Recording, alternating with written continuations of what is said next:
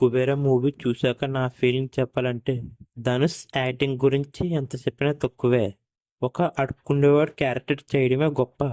అలాంటిది తను ఆ క్యారెక్టర్‌లో జీవించేశాడు. నిజంగా తన యాక్టింగ్‌కి, డెడికేషన్‌కి హ్యాట్స్ ఆఫ్ చెప్పి తీరాలి. ఏమన్నా చేశాడా భయ్యా యాక్టింగ్. తను చేసే యాక్టింగ్‌కి ఎమోషనల్ అయిపోతాం భయ్యా. ధనుష్ గారివి చాలా సినిమాలు చూశాను. ప్రతి మూవీలో యాక్టింగ్ మాత్రమే చేశాడు. కానీ ఈ మూవీలో జీవించేశాడు అనడంలో తప్పే లేదు. తన యాక్టింగ్‌తో మూవీని ఎక్కడో పెట్టాడు భయ్యా. ఇంకా నాగార్జున యాక్టింగ్ కూడా చాలా బాగుంది. చాలా రోజుల తర్వాత నాగార్జునకి ఒక మంచి రోల్ పడిందనే ఫీలింగ్ వచ్చింది. ఇంకా రష్మిక యాక్టింగ్ కూడా బాగానే ఉంది, పర్లేదు.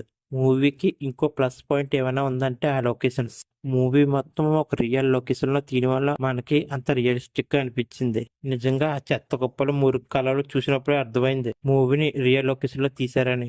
మూవీకి మైనస్ పాయింట్ ఏమైనా ఉందంటే మూవీ లెంత్ భయ్యా.